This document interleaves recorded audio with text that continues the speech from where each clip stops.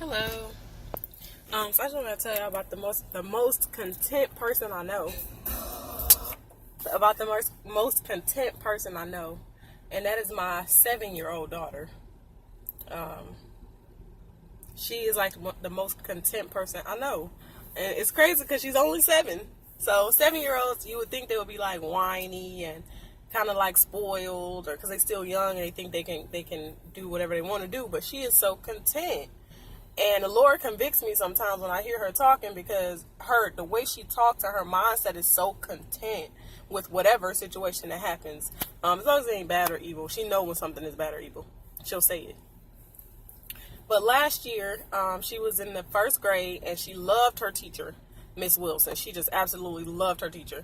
And her teacher loved her. Like, her teacher even made it a point to tell me that she was moving on to second grade and that she would be excited to have my daughter in her class. So ever since she told my daughter that and me that, my daughter has been like, I can't wait to be in Miss Wilson's class. I want to be in Miss Wilson's class, whatever. So she was super, this is just one example, by the way. She was super excited to go to Miss Wilson's class. So, at the end of the school year, I realized, okay, maybe they may not go to that school. So she was a little sad, but she was like, okay. She did cry a little. She was like, okay, I'm going to miss Miss Wilson. But she was excited about going to a new school once she started to realize, new friends, whatever. So then finally, just like last week, I realized, okay, so they're not going to be able to go to the other school. So they got to go back to their school they went to last year. So when she found out they were going back there, she's like, yay, I want to be in Miss Wilson's class. I want to be in Miss Wilson's class. So I was like, okay, I'm going to see if we can get you in Miss Wilson's class. I said, but what if we can't get you in Miss Wilson's class? She said, then I'm going to still be happy. I said, okay, then I'm going to try to get you in Miss Wilson's class, because I asked her that to make sure she understands, like, if you don't get her class or you do, how are you going to react? And she said, I'm going to still be happy. And she says that about a lot of stuff. Now, don't get me wrong. My daughter don't know the depths of, the mysteries in Christ. She just know the basic principles. And that's all we really need. That wherever God puts you, you straight. As long as God puts you there, you're okay. You're going to be okay. Even if it's a tough situation.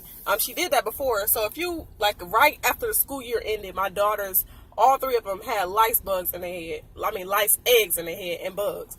So we killed the lice bugs off their head using some type of methods. And then I had to cut all their hair off because I wanted to make sure that I was getting all the lice. I know that's nasty. Lice is nasty. And it was very trying. But anyway, I had to cut all their hair off in order to make it easier so that they can get back to daycare and I can get back to work, because I had to take off work and everything. So I was just like, you know what? Hair is hair. I'm about to cut this off. I talked to my husband. He said it was okay. So I cut all the hair. Not all of it. They have like probably 3 or 4, maybe like 6 inches of hair left. And before I cut it, I was like, okay, so y'all know that people gonna try to make fun of y'all when y'all go to school and stuff like that. And they were like, we know. And my middle daughter, she was sad because she loved her hair. She was sad. But my oldest daughter, she was like, okay. I was like, you want me to cut it? She was like, go ahead. I want to get it cut. And so I was like, well, what if your friends at school call you, ugly and say that you're bald-headed? And she was like, well, then they're not my friends. So she was even content with the fact that she was about to get her hair cut off. And whoever, she understood the point of, if somebody makes fun of her hair, and they don't want to hang around her because of her hair, then they're not her friends anyway. So, like, I don't know. She's just like the most content person I know. And I mean the most content person I know. She's more content than me. She's more content than my husband. My husband's getting there. He's starting to talk like her. And that has a lot to say about age and maturity in Christ. Like, in that level, my daughter's very mature. Like, she understands, if I don't get my way, I'm cool. If I get my way, I'm cool. But whatever happens, I'm okay.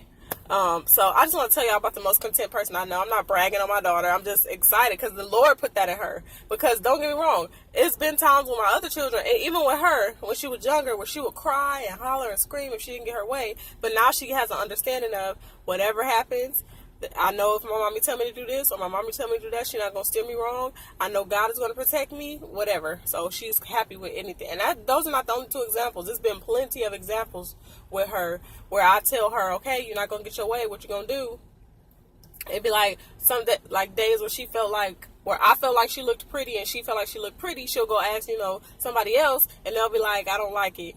And then she'll come back to me like, oh, they don't like it. And I'll tell her, well, do you like it? And she'll say yes. I said, well, then that's all that matters, is that you feel like you look pretty. If you feel like you look pretty, go about your day knowing that you look pretty to yourself. And she'll be like, Okay, like she got it, like she got an understanding. And so now when people don't think that she looks pretty like she thinks she looks pretty, she'll go and, you know, tell them like, look, and if they say they don't like it or if they don't give a reaction, she come back and say, oh, they didn't like it, but I still like it, you know. So she's so content, and I get convicted looking at her and hearing her talk, because I'm not that content. Where's my contentment at in life? Where's my contentment in everything? Because some stuff don't go my way and I get mad, but I want to be more like her. Like, I want to follow her as she followed Christ. Like, I want to, in that example, like, I want to follow that God that's in her, that Jesus Christ is having her to be so content. I want that. I want to follow after that in her. So it's not about age or how long you've been saved or how long you've been walking in the salvation line. It's, are you humble like a child? Are you receiving like a child? Are you understanding the basic principles of Christ and how he wants you to live and how he wants you to think? If so, learn. If not, learn from children. Learn from other people. It don't matter. You can learn from a 100-year-old. You can learn from a 2-year-old. We always learning. We always ever learn. We're always learning. Not ever learning, but never coming to the knowledge of truth. No, I just mean we always learning how to get closer, how to get better, how to get stronger. Even looking at a child's example. So, y'all have a good day. Bye-bye.